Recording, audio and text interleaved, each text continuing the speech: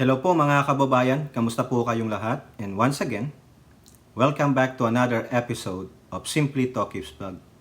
So ang pag-usapan natin mga kababayan ay ito pong si Harry Roque, saka yung sinabi po ng nasa committee ng Quadcom. Kasi po may dalawang senator po dyan na ang mga pangalan ay nabanggit ng mga ilang resource person or witnesses during that 8th Quadcom hearing. No? So may mga pinabubulaanan ang magkabilang kampo. So malalaman po natin mamaya yan. Bago natin ipagpatuloy, tayo po ay magbibigay pugay at pasalamat sa lahat ng ating channel members, followers, subscribers, nag-like at nagsishare ng ating mga videos, sa mga nagbi-video replay, sa mga nagsishare ng kanilang blessings, sa mga nakakasama natin sa ating video premiere or sa ating live stream. So, kaninang umaga po dito sa California, ako po ay nag-live stream at ako po ay nagpapasalamat sa lahat ng mga sumama sa atin, no, nakipagbalitaktakan. Ang ating pong tinapik ay ang West Philippine Sea. So hopefully, yung mga nandoon po, yung mga dumaan ay kayo po ay nabigyan ng konting impormasyon about the West Philippine Sea, no, yung kaganapan diyan, no, kasi it's also a national issue para sa akin kasi ang West Philippine Sea po ay parte ng Pilipinas. At ako po ay nagpapasalamat sa mga kapwa natin vloggers na si Maestro Paul TV, si DJ Byron Music Topic TV, at si Boss Sir Mike Ramos. Napadaan po sila sa ating live stream at ako po ay kahit papano nakikita nila ang ating YouTube channel sa kanilang mga feed, no. Salamat po, no, Maestro Paul, Kabsat, kay DJ Byron, no.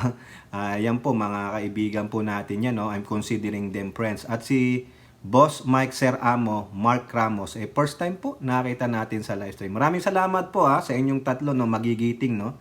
Na kung hindi pa po kayo nakasubscribe diyan, isali nyo na po si Ali Bugha TV saka si Miss Talks, mga nagko-komento at nag-o-opinion po base po dun sa mga issues na kanilang dinidiscuss. Maraming salamat po sa inyo at ganun din po sa ating mga OFWs, sa ating men and women in uniform, sa mga frontliners, sa mga guro at sa lahat po ng mga taga-subaybay, sa mga sumusuporta sa Simply Talkies Vlog. At ganun din sana kung inyong mamarapatin, paki-subscribe nyo po ang Talkies Birador, our second channel, no? Okay, maraming salamat po and may God bless you all po. Ito po ang una nating article. As usual, I think we only have 4 articles in here. So paunti ng paiksi ng paiksi para hindi ko po i-take up ang inyong mga oras. So we will just inform you, no, kung ano po yung iba pang kaganapan sa ating bansa by reading some articles and giving our comments, opinions, and reactions. So, una po sa politiko, sabi dyan, since September 3rd, Harry Roque's wife, Myla, no longer in PH. Ayon po yan sa Bureau of Immigration. No? Sabi po dito, Myla Roque, the wife of Harry Roque is no longer in the country. Sabi po ng Bureau of Immigration. Kino-confirm po nila.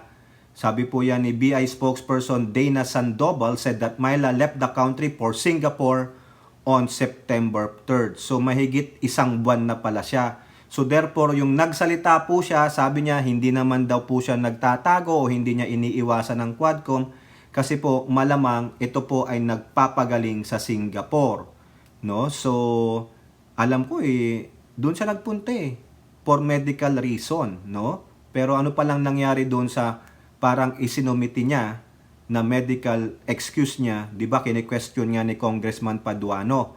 Ang sabi niya, itong clinic na ito, hindi naman nagsasagawa ng ganitong mga specialty, bakit dito galing ang medical excuse? So that's why they are asking her to bring those documents, including yung doon sa, siya ang nakasignatory doon sa kanilang bahay sa Benguet, na kung saan doon nakita yung dalawang pugante na mga inchik. Okay, ito po ang sabi dito. Her lookout bulletin was issued on September 16. Nakalabas na ng September 3rd Ano magagawa nyo? So she is not in the country right now, sabi ni BI official. On the other hand, Sandoval said based on their data, the former palace official has not left the country. Si Harry Roque nga, hindi pa daw nakakalabas. Pero you never know. Kung ang Bureau of Immigration o Ports Authority natin nalusutan nga ni Alice Go at nung mga kasamahan niya kung saan sila tumakbo sa Singapore, nagpunta sa Indonesia ba yun o sa Malaysia o whatever kung saan nahuli si Alice Go o sa Thailand, nakalusot nga sila sa inyo Mano pa kayang si Harry Roque? Malay nyo, nandun sa Singapore din yan, kasama ng asawa niya. Bakit? Tingnan nyo mamaya ha. Yung tracker team nga ng PMP-CIDG, hindi mahuli si Roque. Lagi daw silang nalulusutan. Totoo ba yun? Roque's wife was recently cited for contempt by the by the House of Representatives Squad Committee, which ordered her arrest since she failed to respond to a subpoena from the panel. So, sabi lang dyan, wala po sa Pilipinas si Myla Roque, ang may bahay ni Harry Roque. Samantala, si Harry Roque ay hindi pa daw po nakakalabas. Pero duda po ako Kung si Alice Go nga, ulitin ko, nakalabas, si Harry Roque pa kaya? Okay? So, ang tanong dito, bakit hindi na anuhan si Myla Roque? Kasi po, nung umalis siya, September 3rd, papuntang Singapore, probably for medical reason, wala pa siyang hold departure order. Wala pa siyang immigration lookout bulletin. Wala pa siyang ganun. Kailan lang nilabas yung ganung mga bulletin sa kanya? Sabi dito, September 16 yung lookout bulletin niya. So therefore, wala na siya sa bansa for almost 13 days. Tama, mali. So it's too late. Nakalabas na siya, naunahan niya na. Ang tanong, babalik ba siya? Depende sa dami ng pera ya. Mahal kaya dyan sa Singapore, di ba mga kababayan? Ang gawin lang dyan siguro, tracker team din yan. Kaso wala naman siyang kaso di ba? Ang ano lang nila sa house lang Wala naman silang criminal case di ba? Yun ang problema. Kasi ika nga, daig talaga, no? Ika nga nila, daig ng maagap ang masipag o masinop. Kaso, masipag ang Quadcom, pero hindi maagap. Ang BI naman, wala. Totulong-tulong guess yung mga yan, no? Kaya nga pinalitan si Tansingko, tinanggal di ba? Tinanggal ni DOJ, yari siya. Ngayon, punta tayo dito sa sinabi ng PMP, tungkol kay Harry Roque. Sa balita po ng Manila Bulletin. Hindi tatantanan. Kumbaga, hindi titigilan si Harry Roque, hahanapin siya ng PNP. Ayan po ang sabi ng PNP. PNP vows to locate Harry Roque. Hahanapin namin si Harry Roque. Yan ang pangako namin. The PNP has committed to give all its efforts to locate and bring to the House of Representatives former presidential spokesperson Harry Roque. PNP spokesperson Jean Fajardo admitted that there were challenges in locating Roque, who was earlier quoted saying that he would prepare not to attend the hearing of the Quad Committee which investigates the drug war and the illegal pogo. The efforts to locate him are ongoing. There are challenges that we encounter, but with respect to the manhunt for Attorney Harry Roque, we are not giving excuses, and what we can give right now is our commitment. Okay lang yan. No? Hindi dali daw magtagal, basta may resulta. But the problem is, dapat, paano kayo nalulusutan ni Harry Roque tulad ng sinasabi ninyo? Meron po akong vlog dyan. Tabi ko nga, parang palos si Harry Roque. Ang dulas. Ang iglap, di ba? Ganun ba yan? Para siyang merong teleporter. Ang iniisip ko nga mga babayan, baka meron siyang na-implanta, na informer din sa mga tracker team na nag-i-inform sa kayo. Yung nga lang, magkano? O di po ba? Ito pa. The CIDG was tasked to locate Roque, who was issued with an arrest warrant by Quadcom for his refusal to turn over documents relating to the alleged increase in his assets and his refusal to honor the summons. Ayan. Sabi ni Fajardo, our operations to locate him will continue, and this is not only with respect to Roque, but also with other personality. Yung po ang pangako sabi dito, PMP vows. Nangangako silang hahanapin nila si Roque, Hindi nila tatantanan si Roque. The problem is you better find out sino ang nagchuchuchu kay Roque. Kung nandiyan pa siya sa Pilipinas. However, yung asawa niya wala na sa Pilipinas nung September 3rd. Baka naman, eto lang wag magagalit ang Bureau of Immigration or Ports Authority. Baka naman, nalusutan na naman kayo ni Roque. Ang lapit kaya ng Singapore sa Pilipinas. Di po ba? Tama, mali. Sige nga sa palagay nyo. Kayo, tanungin ko, nasa Pilipinas pa ba si Roque? Kasi nagbablog pa siya Hindi siya makita. So the insinuation is, baka gumagamit ng VPN, yung tinutrow yung location niya habang tinatrack siya. Pero kahit na anong tago mo, Roque, makikita at makikita ka. Meron din mag-i-squill sa'yo. Hindi ka lang mabigyan ng reward kasi hindi ka naman talaga wanted. Wanted ka lang sa House of Representatives pero hindi ka wanted sa batas Paano ka bibigyan ng reward money? Magtago ka lang ng magtago. Oo. Sa ika nga, hindi natutulog ang Diyos. Di po ba? Tama, mali. Now, alis naman tayo dito. Punta naman tayo dito sa dalawang aso ni Duterte. Ito, na-i-vlog na natin ito Sinasabi nitong dalawang aso ni Duterte na si Bato at Go ay dinideny nila na walang drug war. Walang Davao template, walang Davao model. Sabi ni Panelo, yang si Garma nagpapasikat lang yan, nagpapapansin. Kathang isip niya lang yon. Pero, ano po ang sabi ng House Quadcom Committee? Bato de la Rosa, Bongo, deny drug war rewards. But House Quad Committee has proof, meron daw pong patunay ang House Quadcom. Kasi itong dalawa nito, kasama nyo pa si Panelo na hindi naman nabanggit ang pangalan niya dun ni Garma, nakikialam. Wala daw pong rewards. Oo, baka ang may rewards, pag kinaskas nyo yung credit card nyo, may rewards kayong points. Pag nag-grocery ka sa Save More o sa whatever dyan sa atin, baka may rewards ka. Parang yung kaibigan natin, ang dami niyang napamalengke. Kasi ang dami niya daw pong rewards. Di ba, Suset? Okay. Ito po, the denial of Senators Ronald De La Rosa and Christopher Go about the reward system that encouraged EJK during the Duterte administration war on drugs does not hold water. Hindi daw. It will not stand. Huwag kayong maghugas kamay, lalo ka na Bongo, kasi ikaw ang nadidiin doon Ikaw ang diniin ni Garma dahil kay Leonardo Pinapaalam sa'yo ni Leonardo.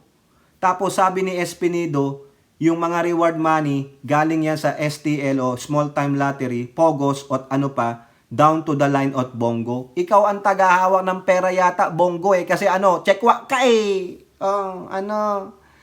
Representative Dan Fernandez, Robert R. Barbers, and Benny Abante, all head of the House Representative Quad Committee said there are pieces of evidence indicating that the reward system during the previous administration war on drug campaign is true. Totoo daw po. Ito ang sabi ni punta tayo dito. Kay wag muna kay Dan Fernandez, Punta na lang natin si Dan Fernandez, para 3 article lang pala tayo. Kasi may separate article kay Dan Fernandez, pero ganun din naman po, Ang sabi lang ni Dan Fernandez dito, para pakita ko sa isang article, Intel funds used for drug war rewards, a good point for investigation. Tama yan, investigahan dapat. Ayun ang sabi ni Dan Fernandez doon. Pero dito, meron din siyang sinabi, yung quote, Ito po, the evidence so far unearthed in the Quadcom belies, pinasisinungalingan, belies Senator Bato and Bongo's denial of EJK involvement and existence of reward system that was public knowledge during the previous administration, particularly in the Philippines, in the Philippine National Police. Fernandez said that 2 witnesses, retired Police Colonel Garma and Lieutenant Colonel Joby Espinido, have testified about the existence of rewards for police officers who killed drug suspects. Not only did it exist, it was managed by higher ups, meaning by Malacanang. O ayun po yung sabi ni Dan Fernandez, di ba binasa natin yung isang article. Anong ginamit na pondo? Ang sabi ni Joby Espinido, STL, Pogo, at malamang ang Intelligence Fund. Ayun ang masakit doon mga kababayan. No? Ang Intelligence Fund ng dati ninyong Pangulong Duterte ay nagamit para sa reward money. Okay? Ayan pa sabi ni Espinido, even intelligence fund were used in the drug war, mga kababayan. So tama naman yung sinasabi dito ni Fernandez. Sino ba may hawak ng intelligence funds during that time na malaki? O di ba OP? O si Duterte? Di ba? Tama, mali. Ito pa sabi ni Barbers. Barbers noted that based on the testimony of Espinido, millions or perhaps billions in rewards flowed from the level of Senator Bongo, a close aide of former President Duterte. Quoting Espinido, Barber said the reward system was funded by money from wetting and other illegal gambling activities, intelligence funds, PCSOs, notorious small-town lottery operations, and Philippine offshore gaming operators. Our impression is that the intelligence funds came from the office of the President and the PNP. When these funds are audited, we will find out who is telling the truth or lying, Senator Bato and Bongo or Garma and Espinido. Ayun ang sabi ni Barber. Sino nagsisinungaling sa dalawang kampo? Si Batogo or si Garma and Espinido? Barber said he would tend to believe the two witnesses instead of De La Rosa and Go's statement. Kasi itong dalawa, hindi naman under oath eh. Si Garma and Espinido, they are under oath. So sinong paniniwalaan nyo? Sino nagsasabi ng totoo at nagsisinungaling? O di ba ako po, nasa panig ako ni Barbers. O, in the case of money from Pogo, wetting in STL operators, Abante, chairperson of the House Committee on Human Rights, stressed that it is evident that these funds indeed flowed from the top. Talaga. Based on the testimonies, Abante pointed out it was established that in 2016, Duterte met senior police officer Garma and resigned NAPOLCOM Commissioner Edelberto Leonardo in Davao City. According to Abante, witnesses said that the Davao City EJK template and reward system was discussed during the meeting. A few weeks later, the assassination of drug suspects in police operation and by riding in tandem hired gun started. It is not difficult to connect the dots. O, ayan. Nakita po nung mga house chairman o co-chairmans yung implications nung sinabi ni Garma. Garma is a living witness. Under oath siya. Tinanong siya kung are you under duress? Ay somebody coercing you? Sabi niya wala. After weeks nung nagnilay-nilay ako, napagtanto ko, it's time to tell the truth because sabi niyo, the truth will set us free.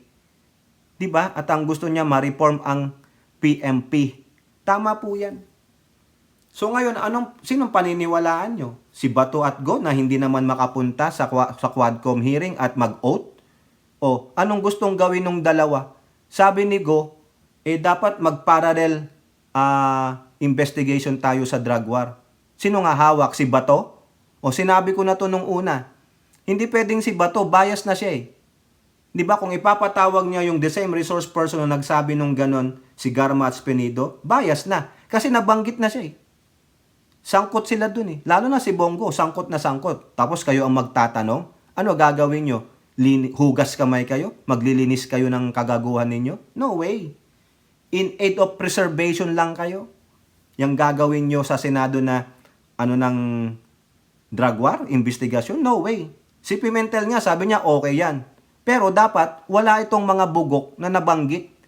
They should inhibit themselves. Hindi pwedeng sangkot na sangkot kayo, tapos kayo ang magtatanong, ano yun? Kayo ang jury? Kayo ang executioner? Ganon? Hindi pwede. You should inhibit yourself para walang bias, may fairness. Di ba? Kung uupo kayo doon, talagang yung gusto nyong itanong, no? Baka diktahan nyo pa. Baka ilagay nyo pa yung sa bunganga ng mga resource person of witness yung sasabihin nila. Di ba? I-intimidate ninyo? No way. Ikaw, Chekwa, huwag ka na mag-isip ng ganyan. Pwede ba? Ha? Mga gunggong pala kayong dalawa eh. Hindi nga marunong mag-hearing si Bato eh. Ikaw ba, Bongo, nakapag-hearing ka na ba? Nag-lead ka na ba ng committee na nag-hearing? Wala ka rin yatang alam eh. Yun na lang debate para sa sinusulong mong batas, hindi mo kayang i-debate. Di ba? Huwag na lang pagdebatihan, aprubahan na lang. No way. Ano ka? Diktador? Ibig sabihin wala kang alam talaga. Di ba? Kayo po, ano pong inyong masasabi? Comment down below and don't forget to like and share. Hope to see you on the next videos. Bye-bye. God bless.